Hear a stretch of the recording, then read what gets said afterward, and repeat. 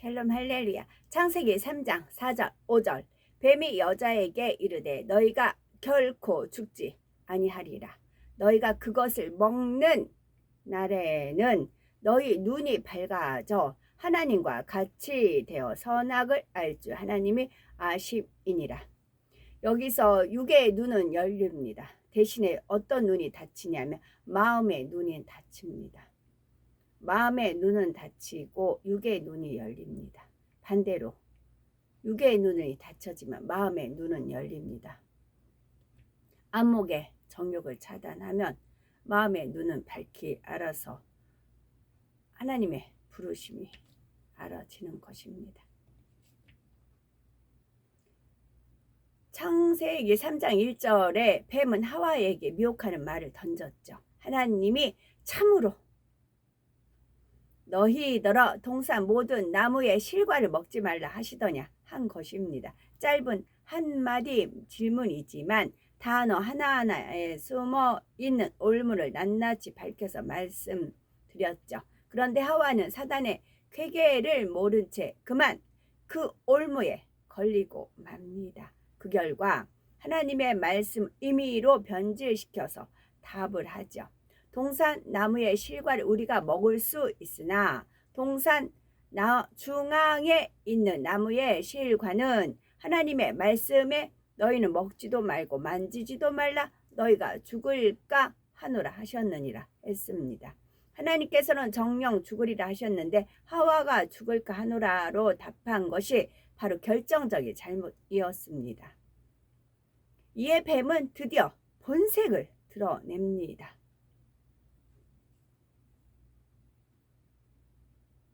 하나님의 말씀을 정면으로 부정해 버리죠. 바로 4절에 뱀이 여자에게 이르되 너희가 결코 죽지 아니하리라 했습니다. 이것이 바로 사단의 방법입니다. 본향이 있고요. 본죽도 뭐 기도해서 이렇게 이제 이름 땄다고 하더라고요. 본향이 있습니다. 그 다음에 본색이 있습니다. 우리 각자 본인이 좋아하는 색깔이 있죠. 제가 검정색 입었네요. 이제 좋아하는 색깔이 있습니다. 그리고 좋아하는 그 색깔 좋아하는 이제 그런 색깔이 있고 원수마귀 사단은 이제 검정색, 예, 검정색을 표현을 하겠죠. 주님은 흰색을 좋아한다라는 걸 이제 표현하신 바가 있고요. 그 다음에 회색 분자라고 하죠. 이 회색. 지금 현재 내가 회색이다 해도 거기서 계속 흰색 하나님 말씀과 기도로 채워지면 흰색이 됩니다. 근데 말씀과 기도로 채워지지 아니하고 전시의 그 막 교훈이라든가 막 그 돈에 막 그런 걸로 하면은 이게 회색에도 점점점 검정색으로 변해요. 거기서 그 전시 그 집단에 두 사람을 제가 익히 하는 두 사람이 있어요. 또 저에 대해서도 알고 강력기도에서부터 쭉 이제 대면을 했었고 그래서 압니다. 그래서 이제 알기 때문에 마음밭이 좋은 걸로 이제 분별이 됐어요. 그래서 하나님 그들 꺼내기를 너무나 원하셨어요. 두 사람을. 마음밭이 좋으니까 꺼내기를 원했어요. 근데 못 빠져나와요. 늪이죠. 늪에 발 한 발을 다 더댔어요. 거기서 꺼내기를 막 꺼내주고 싶었어요. 근데 늪에서 땡기는 게 너무 많았어요. 그래가지고 너무 이제 두 발까지 다 정거져가지고 못 빠져나오더라고요. 사슬까지 묶여졌어요. 어떤 거? 직분이라는 거. 어떤 직분이 주어지잖아요. 직분에 대한 또 보수가 있고 거기에 대한 대우가 있고 그렇잖아요. 그래서 계속 두 사람을 눈여겨서 봤어요. 그래서 나오기를 너무나 원했어요. 근데 안 되는 거예요. 근데 하나님 어떻게 하실지 모르겠어요. 저 지금 두 사람을 항상 이렇게 이제 전쪽을 보면 두 사람을 겨냥해서 보거든요. 근데 둘 다 지금 계속 더 사슬로 늪에 빠졌을 뿐만 아니라 사슬로 묶여있다. 전시라는 그 사슬로 묶여있다니까요. 을이라는 걸로. 을이 있잖아요. 을이 돌이 정 그걸로 묶여있어요. 전시한테. 전자가 뭔 전자예요? 돈전도 해당이 됩니다. 돈전. 거기에 또 해당이 됩니다. 거기에 묶여 있어요. 어떻게 하실까? 사단은 근데 자유의지라 어쩔 수 없어요. 자유의지라. 벗어나기에는. 근데 이제 주님. 근데 이런 분들이 어떻게 되는 줄 아세요? 이제 우리가 휴거가 되잖아요. 그때서 깨달아요. 깨우쳐요. 전시가 아니었다는 걸 깨우쳐요. 그럼 이들이 어떻게 할까요? 순교하지 않을까요?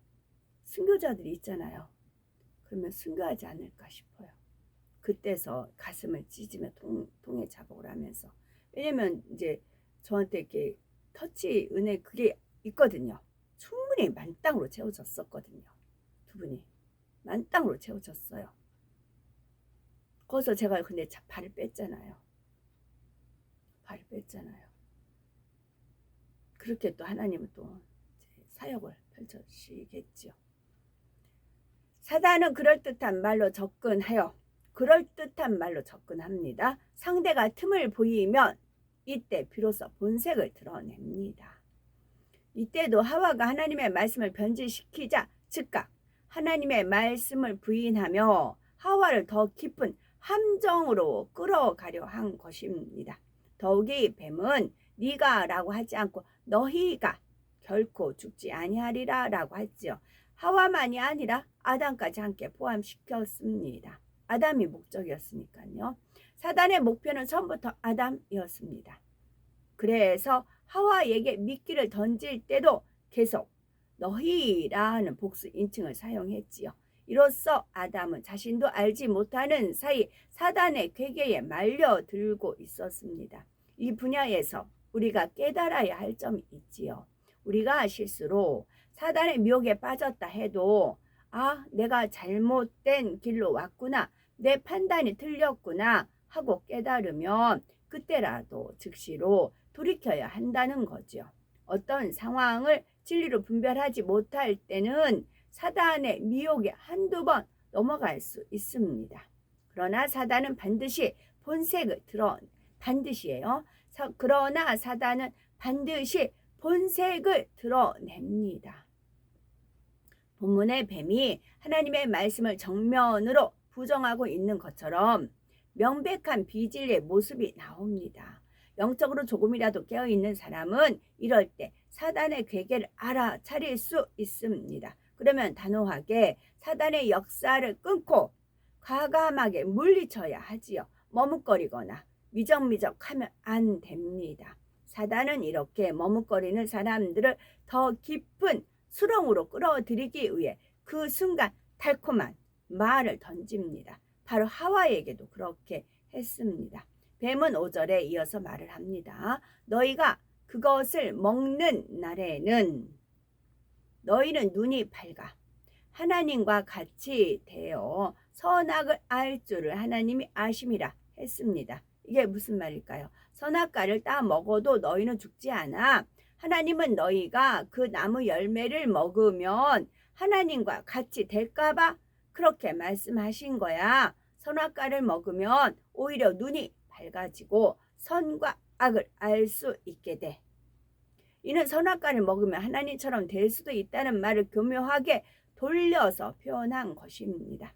마치 선악과가 아담과 하와를 하나님의 동등한 위치에 오르게 해주는 것처럼 말이죠.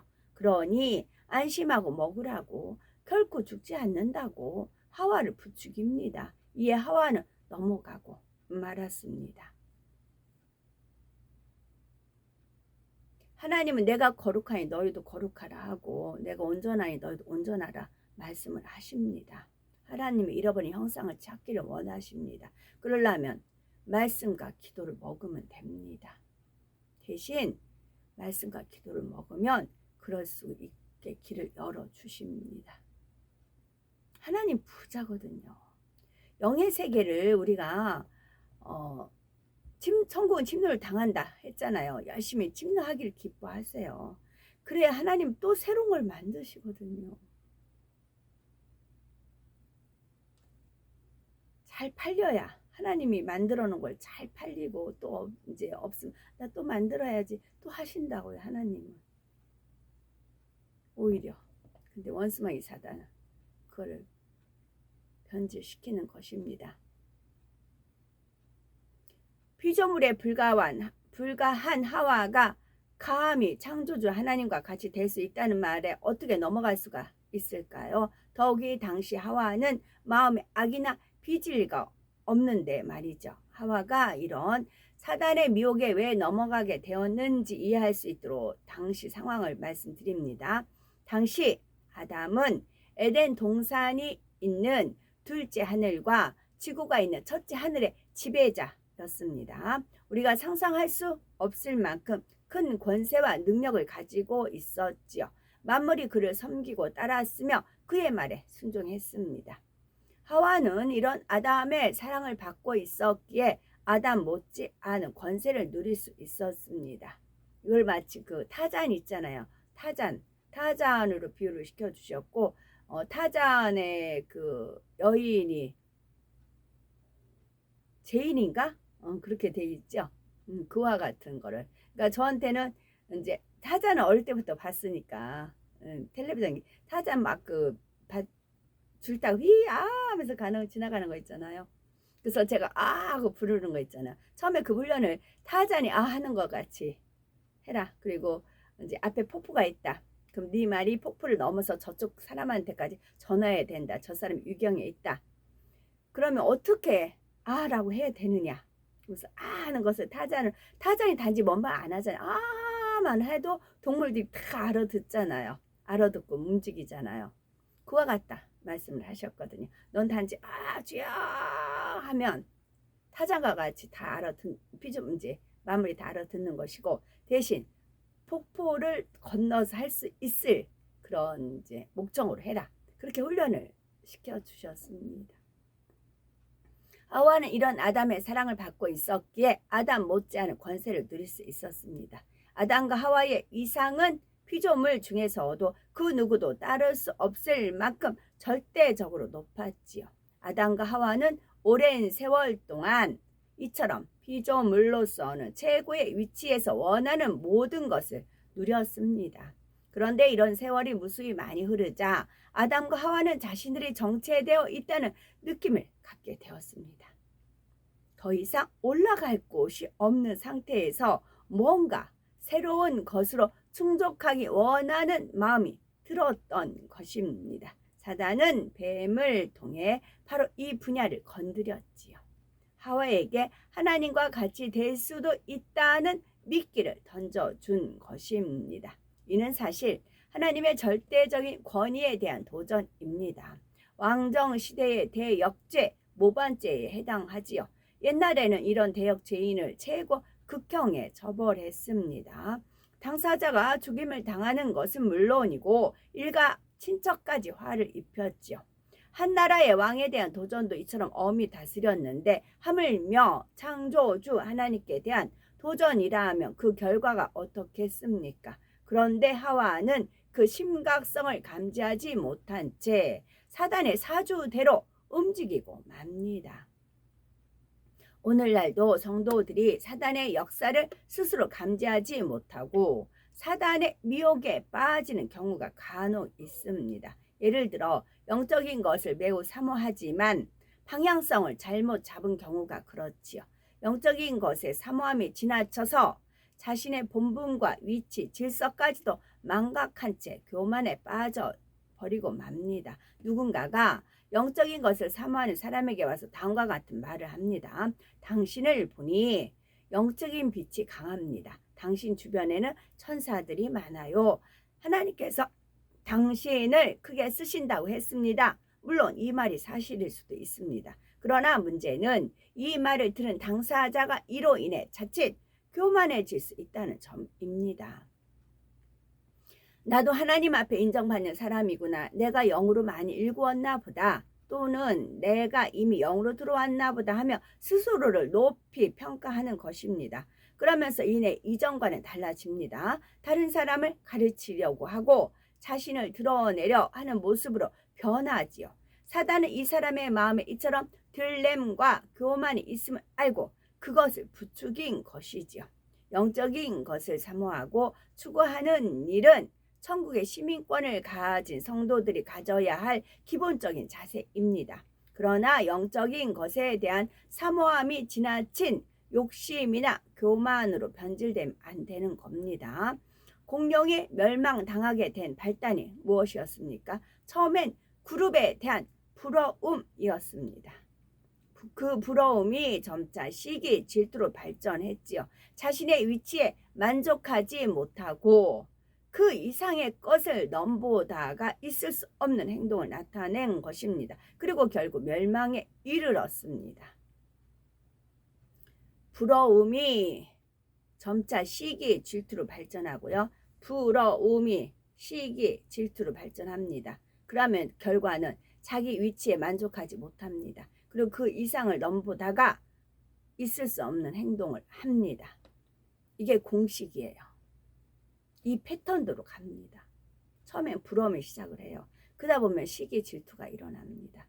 그러면 자기 내 위치에서 만족을 못합니다. 나는 왜 이래 라든가. 그러면 그 이상의 것을 넘보는 행동을 합니다. 이게 공식입니다. 그러니까 이걸 무너뜨려야 돼요. 내 안에서. 분수를 지키란 말이 있죠. 전 제 분수가 항상 부스러기도 줬사오니.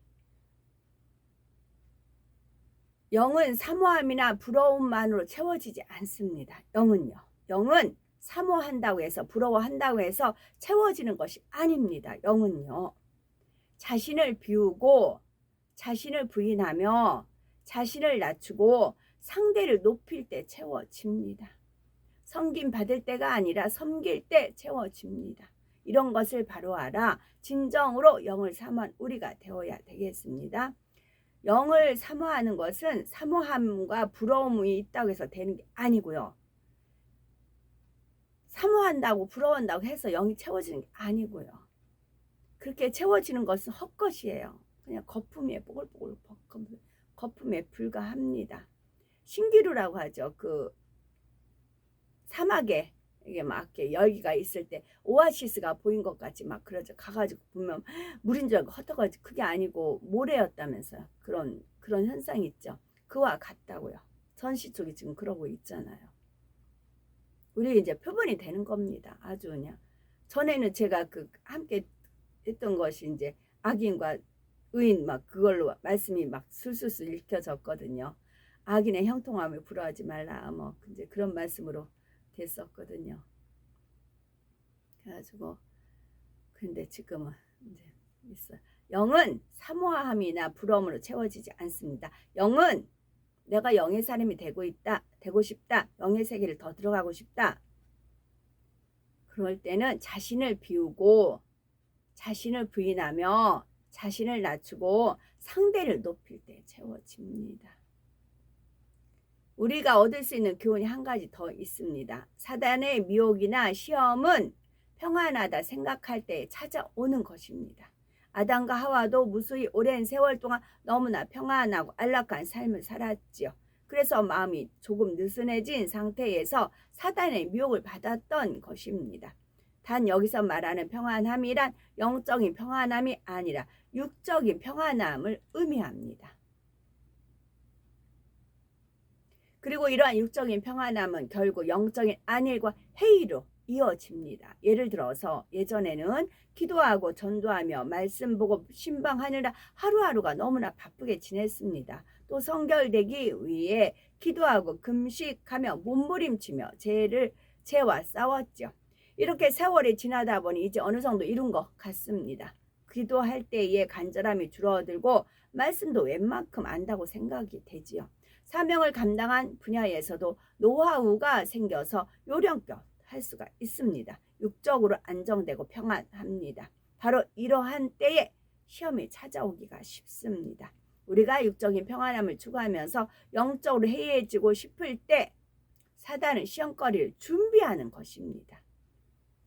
우리가 육적인 평안함을 추구하면서 영적으로 해이해지고 있을 때 사단은 시험거리를 준비하는 것입니다. 이런 상태에서 시험을 받으면 이미 영적으로 잠들어 있었기에 시험에 들어서 넘어지기가 쉽습니다.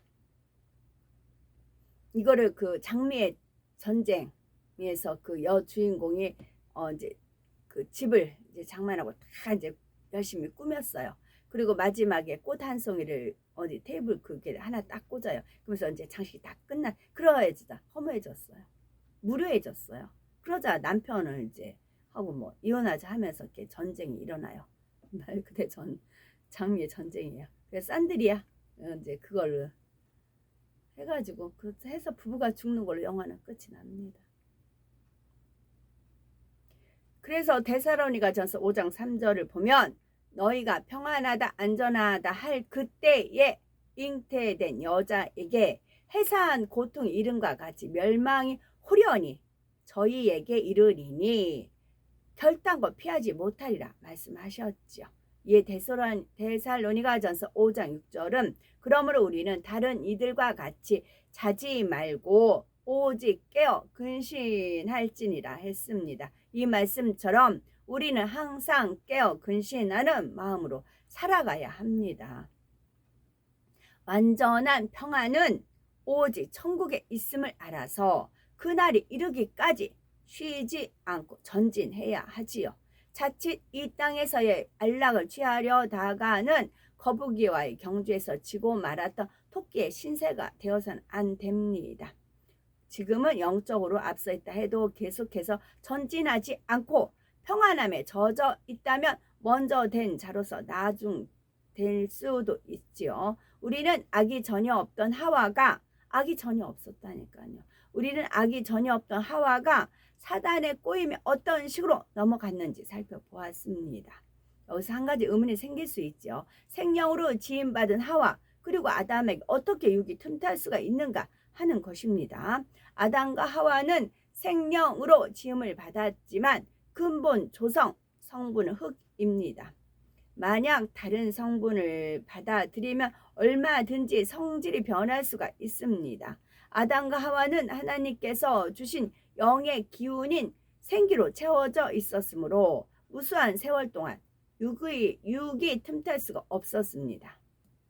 더욱이 에덴 동산은 어둠의 영역과는 분명하게 차단된 공간입니다. 사단이 아무리 사람의 마음에 육의 속성을 심어 넣으려 해도 들어올 수가 없습니다. 그렇지만 예외적인 조건이 있었지요.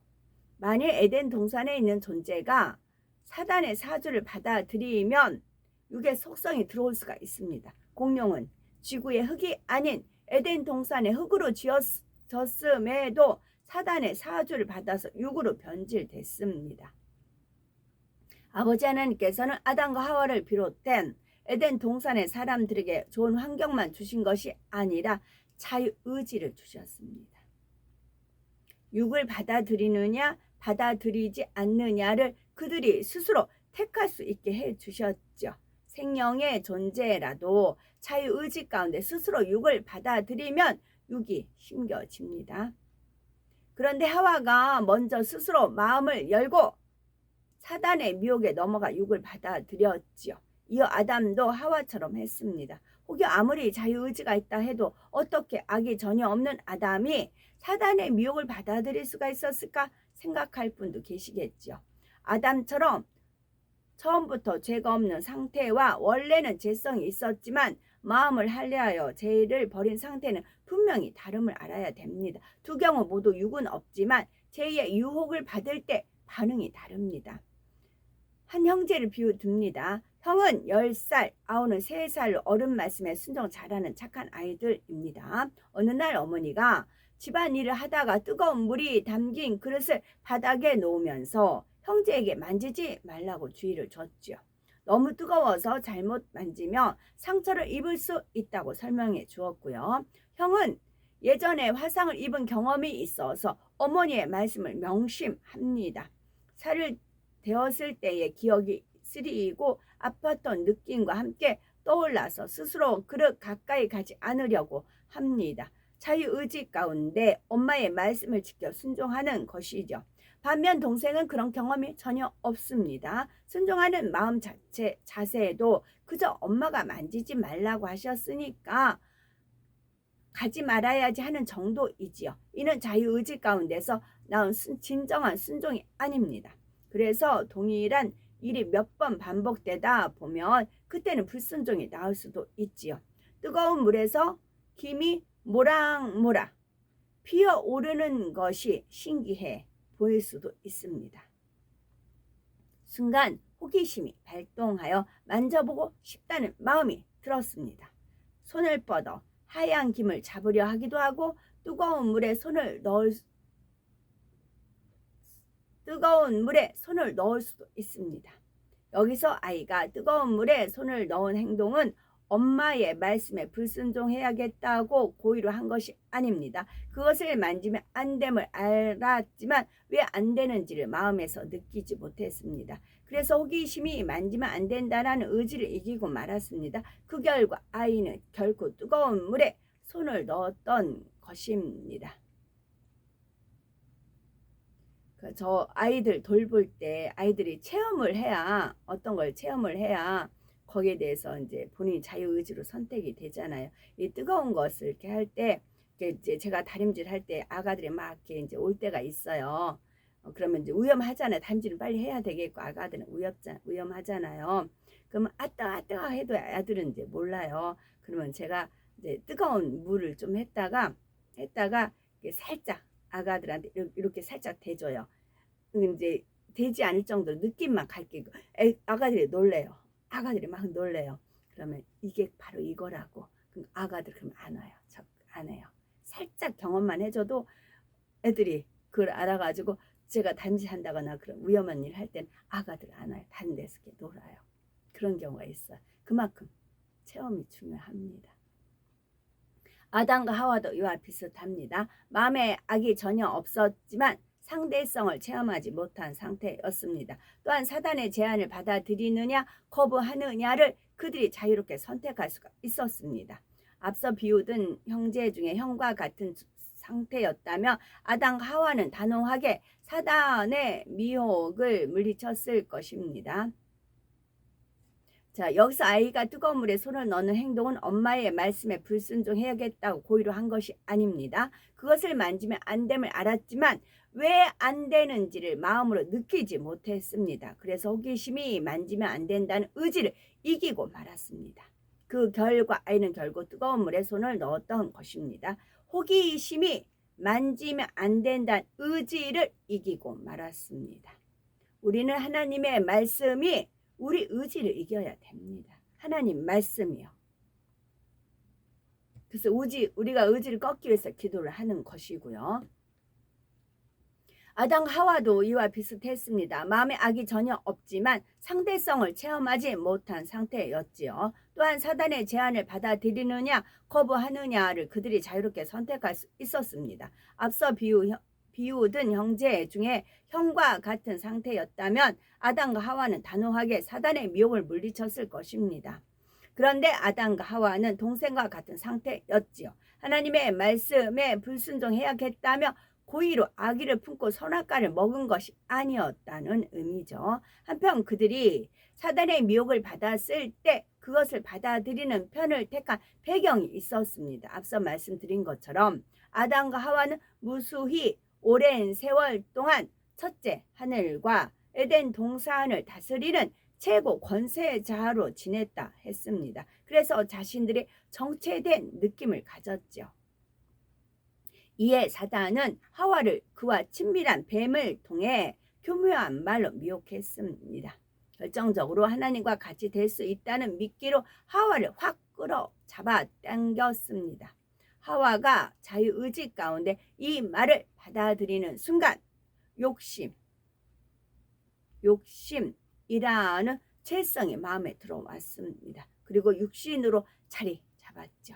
이렇게 잉태된 욕심이란 죄성은 마침내 하나님의 말씀에 불순종하는 죄의 열매로 나오게 됩니다. 이에 대해서 야고보서 1장 15절에 욕심이 잉태한 즉 죄를 낳고 죄가 장성한 즉 사망을 낳느니라 했습니다.